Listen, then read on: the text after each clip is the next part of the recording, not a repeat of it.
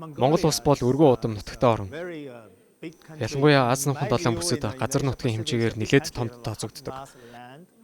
And also, I think that aviation is very important for Mongolia. Энэ утгаараа агаарын тээврийн салбар нь нэн чухал ач холбогдолтой гэж бодож байна. Mongolia is already working very hard to improve their aviation system. Сүүлийн 10-20 жилийн хугацаанд Монгол улс агаарын тээврийн салбарын системийг хөгжүүлэхээр ихээхэн чармаалт гаргасан.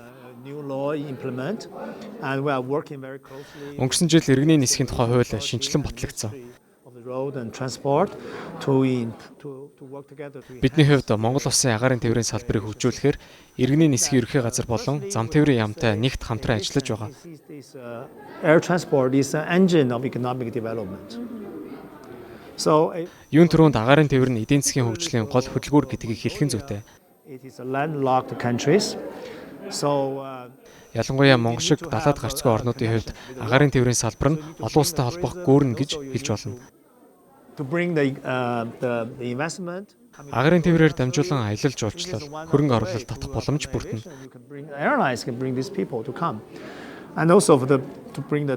Агаарын тээврийн салбараар дамжуулан эдгээр боломжууд бий болж байна.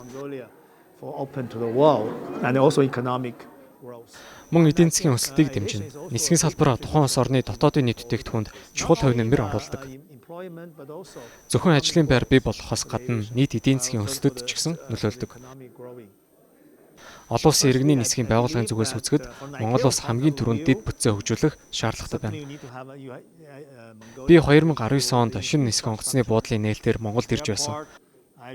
Өнөөдөр энэ онгоцны буудал хэдийнэ ашиглалтанд орсон байна. Монголд газардахтаа харахад их сайхан онгоцны буудал харагдаж байсан. Гэтэ илүү сайжруулах зорилгоор засгийн газараас нь хөрөнгө оруулалтаа нэмэгдүүлэх шаардлагатай болов уу гэж харж байна. Мөн агаарын навигацийн тоног төхөөрөмж болон системийг сайжруулах шаардлагатай. Энэ нь агаарын навигацийн үйлчилгээ болон агаарын тээврийн компаниудад чухал ач холбогдолтой. Хэрвээ онгоцны буудал, нисэх зурвас, аюулгүй байдал зэрэг дэд бүтцээ хангалттай хөгжүүлэхгүй бол бусад агаарын тээврийн компаниуд Монголд ирэхийг хүсэхгүй шүү дээ.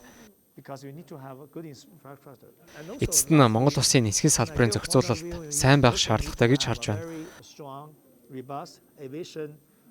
Монгол улсын иргэний нисхийн ерхий газар шүү дээ. Хэдийгээр салбарын ирээдүйн өдрөг харагдаж байгаа ч одоогоор нийлэлтийн сүлжээний саатал болон дэд бүтцийн асуудал дээр дутагдaltaй хэвээр байна.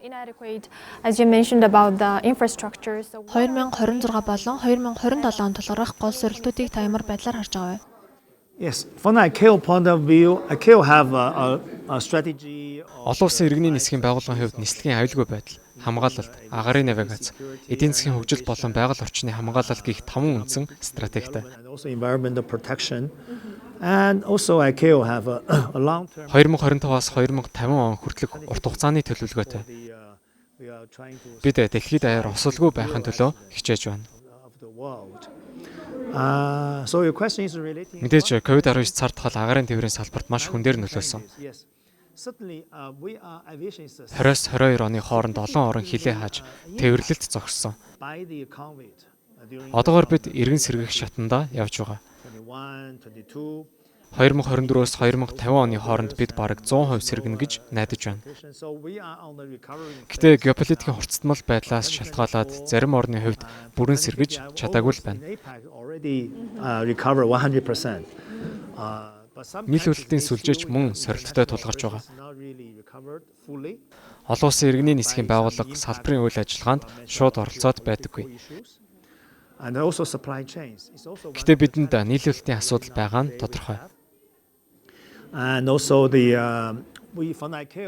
Тухайлбал бидэнд сэлбэг хэрэгслийн хангамжаас гадна нисэх онгоцны үйлдвэрлэл, нийлүүлэлтийн асуудлууд бий.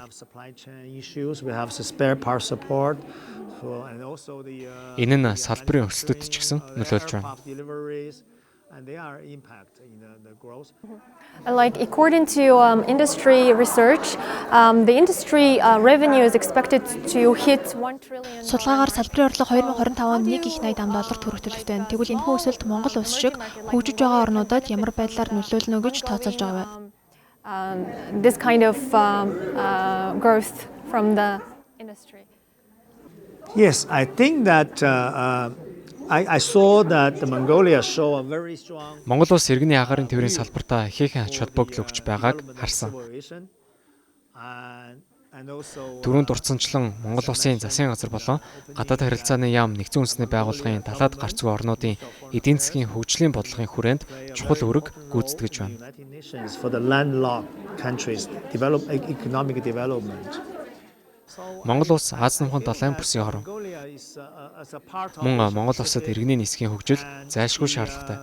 So and also Mongolia need to have aviation so we can work together to really Тиймээс бид хамтран ажиллаж Монголын агарын тээврийн салбарыг сайжруулах боломжтой. for the air transport development in the Mongolia to so as I mentioned Би өмнө нь дурдсанчлан олон улсын иргэний нисхийн байгууллага Монгол улсын иргэний нисхийн ерхий газартай нэгт хамтран ажиллаж туслалцаа үзүүлж байна. Authority of Mongolia